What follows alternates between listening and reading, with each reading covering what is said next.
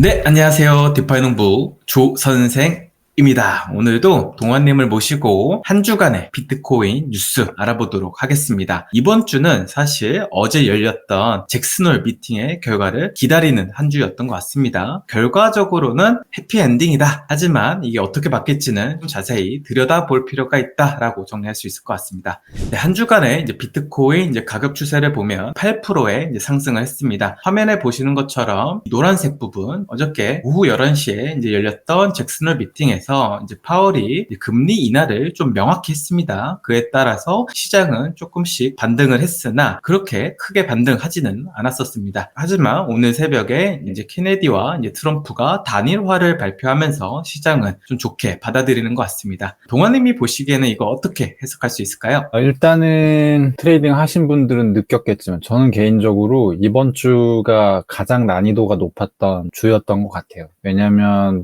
비트코인 가격이 도대체 종잡을 수가 없고 차트의 문법이라는 것들이 그동안 있었던 것들이 다 굉장히 많이 무시되는 그런 한 주였던 것 같습니다. 그래서 굉장히 어려운 주였는데 다들 생존해서 반갑다는 말씀 먼저 드리고 싶고, 어제 있었던 잭슨홀이 도현님 말씀하신 대로 굉장히 중요한 행사였죠. 그래서 파월이 한 20분 정도 연설을 했던 것 같고, 제일 먼저 좀 놀랐던 거는 우리는 이제 금리 인하할 거야, 이 얘기를 굉장히 명확하게 하고 시작을 했죠. 금리 인하할 거다 이런 식으로 얘기를 해가지고 약간 이런 느낌이 좀 있었고, 막상 연설이 끝나고 나서는 조금 내렸어요. 제가 좀 이따가 이제 자세히 설명하겠지만 그렇게 좋은 얘기가 많지는 않았어요. 그래서 좀 애매했는데, 연설이 한 11시 반쯤 끝나고 2시 정도부터 본격적으로 비트코인이 좀 오르기 시작했던 것 같고, 그리고 한 4시 정도에 케네디가 이제 단일화를 하겠다라는 발표가 트위터에 나왔습니다. 그래서 그 효과도 조금 누린 것 같아요. 제가 보기에는 이제 가격이 거의 65,000달러라고 봐도 될 정도로 올라갔다가 지금은 조금 조정을 받았는데, 한 1,000달러 정도는 단일화 효과도 있지 않았나 하는 생각을 하고 있습니다. 이제 비트코인 주요 뉴스를 알아볼 차례인데요. 이번 주는 앞서 말씀드린 것처럼 어제 열렸던 잭슨홀만 바라보는 한 주였습니다. 그에 따라서 주요 뉴스도 대부분 잭슨홀에서 나왔던 이야기가 줄을 잃었습니다. 그래서 하나씩 살펴보면 잭슨홀에서 이제는 금리 내릴 때다라고 명확히 좀 의사를 표현했다. 하지만 인하폭 자체는 향후에 발표될 지표에 달려있다라고 좀 단서를 달았습니다. 마지막으로 무소속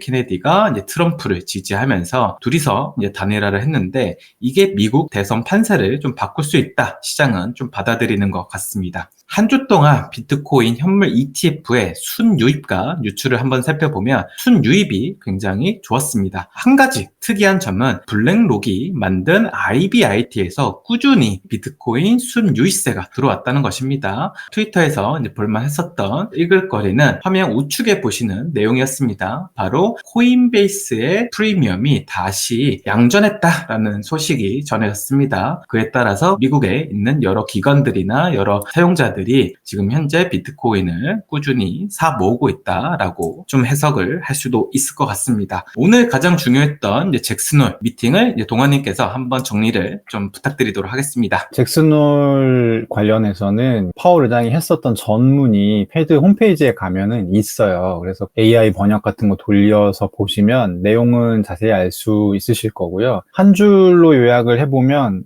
내가 2년 전에 실업률 안 높이면서 인플레이션 잡을 수 있다고 했지? 거의 세레모니에 가까운 연설이었고, 그 연준이 얼마만큼 힘들게 이 작업을 진행해 왔으며 얼마만큼 경제 타격이 없이 인플레이션을 잘 잡았는가에 대한 설명이 이제 줄을 이뤘습니다. 근데 이제 투자자들은 그런 거 관심 없잖아요. 우리가 관심 있는 거는 그래서 금리 얼만큼 내릴 건데 이런 부분이잖아요. 그래서 그런 부분들도 얘기를 하긴 했어요. 발언 주요 포인트를 좀 짚어보면 9월에 금리 인하가 확실시 됐습니다. 이 부분은 사실 근데 이미 선반영 됐었다고 봐야 될 것 같아요. 그래서 이제 비트코인 가격이 그렇게 크게 연설하는 동안 오르지 않았던 거고, 파월 의장이 잭슨홀에서 연설하긴 했지만 주 내내 연준 위원들의 주요 이제 연설들이 있었어요. 계속 카시카리, 하커, 굴스비 뭐 이런 이제 위원들이 잭슨 홀 미팅 이전에 하루에 한 번꼴로 거의 이제 발언들을 했거든요. 파월 의장 발언에도 나오고 그 사람들 발언에도 나오는 게 뭐냐면 우리는 단계적인 완화를 원한다라는 취지의 그런 내용들이 많이 나와요. 그러니까 이게 뭐냐면 지금 시장의 쟁점은 그거예요. 0.5를 내릴 거냐, 0.25를 내릴 거냐. 0.5 내리면 좋겠어. 뭐 약간 이 정도의 생각들인데 제가 생각했을 때는 그래서 0.5 가능성은 좀 낮은 것 같습니다. 왜냐하면 계속 이 사람들이 단계적으로 데이터를 봐서 뭐 이런 얘기들을 계속 하고 있거든요. 근데 또 재밌는 거는 패드워치라고 해서 이 금리에 베팅하는 선물 시장이 있죠. 그래서 거기에서는 연설 이후에 10%포인트 정도가 높아졌어요. 0.5가 높아졌어요. 파월이 얘기하는 거 보니까 9월에 0.5 가능성이 있는데 그래서 지금 0.5%이나 가능성 한 36% 정도. 그래서 이것도 적지 않은 부분이고요. 그럼 이제 뭐가 다르냐? 제가 보기에는 파월도 어제 얘기했던 게 고용 하방 위험성이 상당히 증가한 상태다라는 얘기를 했어요. 그래서 고용 데이터가 나오는 걸 좀 보면 0.5를 내릴지 0.25를 내릴지 알 수 있을 것 같다. 근데 또 무슨 얘기를 했냐면 우리는 노동시장의 추가 냉각을 추구하거나 반기지 않는다라는 얘기를 했거든요. 이 얘기는 뭐냐면 지금 노동시장은 이제 실업률 4.3%로 설명을 할 수가 있는데 여기서 실업률이 높아지면 노동시장이 냉각되는 거예요. 그러니까 실업률이 높아지지 않게 금리를 낮추고 통화정책을 완화적으로 돌려서 운용을 하겠다 이런 얘기인데 재밌는 건 그럼 4.3에서 4.5로 가는 변화가 있고 4.3에서 다시 4.1로 그러니까 고용이 더 다시 좋아지는 그런 또 변화는 있잖아요. 근데 좋아지지도 않고 나빠지지도 하지 않겠다라는 얘기를 했어요. 그래서 실업률 4.3을 유지하는 정책을 쓸 가능성이 높아 보입니다. 이런 얘기들이 어제 발언의 주요 포인트였고요. 이제 우리가 금리를 올린다 했을 때 좀 우려가 되는 부분이 현재로서는 두 가지인데 하나는 인플레이션 문제죠. 금리를 올리면 우리가 저금리를 장기간 지속하는 바람에 미국의 물가가 굉장히 많이 올랐잖아요. 코로나도 있었고 그랬는데 금리를 다시 내리면 물가는 다시 올라가겠죠. 그래서 이게 이제 좀 우려 사항이었는데 연준이 보기엔 우리가 금리를 내리더라도 인플레이션 크게 문제 안 될 것 같아. 다 얘기를 했습니다. 요 정도가 어제 발언에서 조금 우리가 생각할 때 호재라고 느낄 수 있는 그런 포인트였어요. 그래서 이제 주리는 이제 호재가 뭐냐, 비트코인 왜 오른 거야 이런 이제 생각들을 하실 텐데 제가 엄밀히 보기에는 어제 발언들이 호재라고 보기는 어려울 것 같아요. 근데 다만 뭐가 있냐면 금리의 기조가 완화 쪽으로 이제부터 바뀐다에 대한 기대감이 좀 있었던 것 같고 그래서 연설은 11시 반에 끝나는데 가격이 2시부터 올랐던 게 그런 어떤 기대감들이 좀 늦게 반영되면서 오르지 않았나. 그리고 어제 연설이 끝난 직후에 나스닥이 좀 안 좋았어요. 가격이 거의 1%포인트까지 연설할 때는 오르다가 보합까지 갔었는데 나스닥 또한 2시 정도부터 오르고 이런 부분들이 좀 복합적으로 영향을 미치지 않았나 싶습니다. 호재는 그럼 뭐냐? 지금 볼 수 있는 호재 카드는 크게 세 가지인데 하나는 빅컷이에요. 그러니까 금리를 많이 내리는 0.25씩 막 찔끔찔끔 하지 말고 0.5, 0.75 뭐 이렇게 가자. 요런 게 하나의 호재이고 또 하나는 연준이 지금 모든 금리적인 어떤 판단을 데이터를 보고 한다는 판단이에요. 이 데이터 디펜던트라고 부르는데 연준은 데이터를 보고도 금리를 할 수 있지만 어떤 때는 선지적으로 자기들이 금리를 조종하기도 하거든요. 그걸 포워드 가이던스라고 해요. 이거는 그냥 연준이 취할 수 있는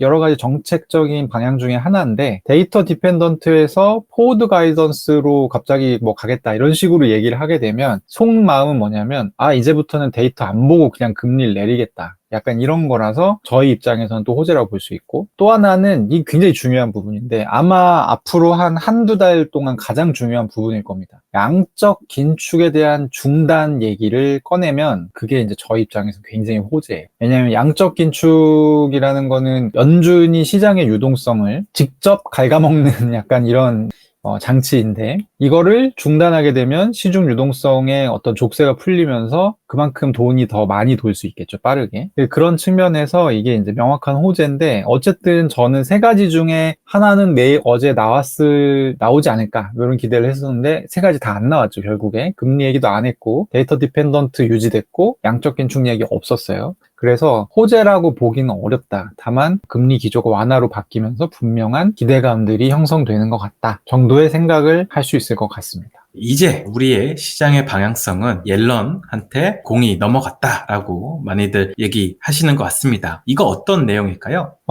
그러니까 옐런이 사실 저희도 일종의 광의의 경제 유튜브인데 주식 쪽 보시는 분들은 옐런 재무부 장관이 미국의 경제를 강제로 굉장히 좋은 것처럼 보이게끔 포장하고 부양했다 이런 얘기하는 거 많이 들으셨을 거예요. 실제로 그거는 뭐 정설이라고 봐도 될 것 같고 제가 보기엔 요걸 하기 위해서 옐런이 여러 가지 작업을 했습니다. 가령 국채를 엄청나게 찍어가지고 그걸로 돈을 마련해서 시장에 뿌리고 근데 국채를 막 많이 찍은 부작용이 있을 거잖아요. 그래서 요걸 부작용을 최소화하기 위해서 연준과 그 미국 재무부 그리고 이제 미국 경제 뒷단에서 유동성이 흐르는 그 파이프라인을 조금 바꿔놨어요. 근데 요게 뭐가 문제냐면 금리 인하를 막상 연준이 하려고 할 때 요 파이프라인이 좀 복잡하게 되어 있어서 유동성이 안 풀리게 되는 결과를 낳을 수 있습니다. 이게 무슨 얘기냐면 금리 인하를 했는데 거꾸로 주식 가격이 떨어지는 거예요. 이런 일이 충분히 발생할 수 있고 지금 옐런에게 공이 넘어왔다는 건 뭐냐면 파월은 이제부터 금리 인하 하겠다고 했어요. 근데 금리 인하를 찔끔찔끔 하게 될 경우에 오히려 미국의 어떤 유동성, 뒤편에 있는 경제 유동성 라인이 꼬이면서 유동성이 오히려 감소하는 결과를 낳게 될 수 있는데 옐런이 그걸 풀 수가 있습니다. 뭐 여러 가지 방법으로 풀 수가 있어요. 지표 마사지를 할 수도 있고 얼마 전에 저희 그 고용지표 80만 건 오류 났었던 거 기억나시죠? 사실 말도 안 되는 거예요. 80만 개가 지금 데이터가 잘못돼가지고 그렇게 된 건데 이것도 사실 말이 많아요. 그러니까 옐런이 작정하고 80만 개를 막 조작하진 않았지만 충분히 바로잡을 수 있었던 걸 그냥 방치한 게 아니냐 이런 얘기 있거든요. 그래서 이런 식으로 지표 마사지를 할 수도 있고 아까 제가 제일 중요한 부분이 이제 앞으로는 연준이 양적 긴축을 언제 중단하느냐 이게 제일 중요하다고 했는데 양적 긴축을 그냥 파월이 무슨 예지몽 같은 걸 꺼가지고 중단할 수 있는 게 아니라 이걸 중단할 수 있는 정해진 그 프로세스가 있습니다. 지표의 변화가 있어야 돼요. 이게 나와야 되는데 그걸 옐런이 맞춰줘야 되는 상황인 거죠. 앞으로 이제 저희가 주마다 찾아뵐 텐데 어떤 그런 포인트가 있을 때마다 설명을 드리도록 하겠습니다. 네, 이제 우리가 알아봐야 될 것은 바로 알트코인 뉴스입니다. 알트코인 뉴스 중에서 이더리움 현물 ETF 순유입과 유출을 한번 확인해 봐야 되는데요. 비트코인과 좀 사뭇 다르게 순유출이 계속적으로 기록되고 있습니다. 그러다 보니까 이더리움에 대한 많은 걱정들이 시장에 나오기 시작했고 실제로 중국에 있는 리서처들하고 통화를 해보면 굉장히 이더리움에 대해서 회의적인 의견들을 많이 내고 있습니다. 그에 따라서 이더리움의 이제 창시자인 이제 비탈릭이 최근 트위터를 많이 하기 시작했었습니다. 여러 논쟁들에 자신들이 이제 댓글도 달고 발언을 하면서 이더리움에 대한 관심을 다시 모으려는 노력 같은데 좀 정리하면 이렇습니다. 이더리움 좋아요. 빨라요. 앞으로 더 좋아질 거예요. 라고 하는 얘기를 굉장히 어려운 단어들을 쓰면서 얘기하는 것 같습니다. 뭐 어쨌든 비트코인보다는 이제 퍼포먼스가 좋지 않은 현 상황이지만 앞으로의 로드맵이 어떻게 좀 바뀔지 한번 살펴볼 필요가 있습니다. 두 번째로 우리가 알아봐야 될 것은 드디어 블록체인 시장에 우리가 살아가고 있는 현실과 조금 접점이 생긴 이제 프로젝트가 하나 탄생했습니다. 화면에 보시는 것처럼 이데일리나 뭐 조선일보나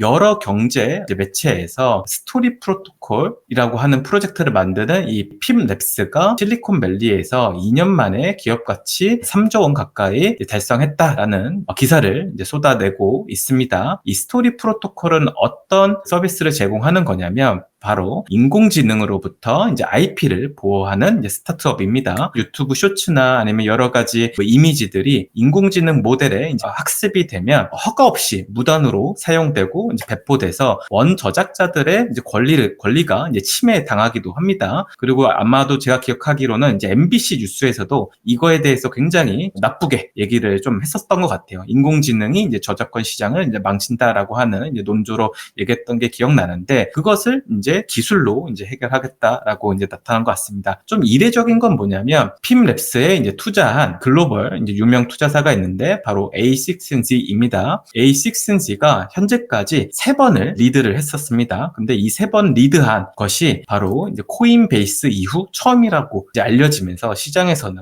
많은 관심을 좀 받고 있습니다. 마지막으로 여러분과 공유할 내용은요. 제가 2023년 10월 달부터 이제 유튜브를 좀 본격적으로 중심으로 이제 하기 시작했었습니다. 그래서 여러분들과 여러 가지 이야기를 했던 것 같아요. 솔라나부터 이더리움, 블록, 비트코인뿐만 아니라 다른 알트코인 관련된 리뷰도 많이 했는데 그때 동안 했던 대부분의 프로젝트들을 한국에 이제 모셔가지고 한 자리에 앉힌 다음에 이제 시장이 어떻게 이제 바뀔지, 그들이 생각하는 이제 트렌드는 무엇이고 기술은 어떻게 발전해 나갈지를 토론하는 이제 자리를 좀 마련했습니다. 일자는 2024년 이제 9월 4일부터 6일, 3일 동안 진행이 되고요. 4일부터 6일 동안 각각 다른 주제로 진행이 됩니다. 9월 4일에는 이제 어덥션, 9월 5일에는 이더리움의 이제 모듈러 블록체인, 9월 6일에는 비트코인과 이더리움 디파이에 대해서 논의하는 시간을 가질 건데, 구독자분들 중에서 시간이 가능한 분들은 한번 와주시면 좋을 것 같습니다. 몬드리안 호텔 이태원에서 진행이 되고요. 이 행사 자체는 저희가 준비한 만큼 다 무료로 진행할 예정입니다. 여기서 이제 꽤나 유명한 연사들도 많이 오십니다. 대표적으로 이제 베라체인의 이제 코파운더인 이스모키 분이 올 예정이고요. 최근 유명했던 에테나에서 그로스를 맡고 계시는 이 담당자도 오시고, 2022년도에 굉장히 유명했던 스테픈을 만든 분도 이제 오시게 됩니다. 그래서 수많은 어떤 빌더들과 이제 파운더들이 한 자리에 모일 것이기 때문에, 만약에 제 영상을 보시고 관심이 하나 있었었는데 라고 하시는 분들은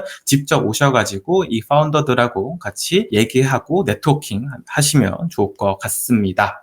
오늘도 동아님하고 한 주간의 비트코인, 그다음에 알트코인 뉴스를 알아봤습니다. 오늘도 좋은 내용을 여러분들과 공유할 수 있어서 굉장히 뿌듯했고요. 디파이 농부 조선생은 더 좋은 콘텐츠로 찾아뵙도록 하겠습니다. 감사합니다. 빠이. 안녕. 안녕.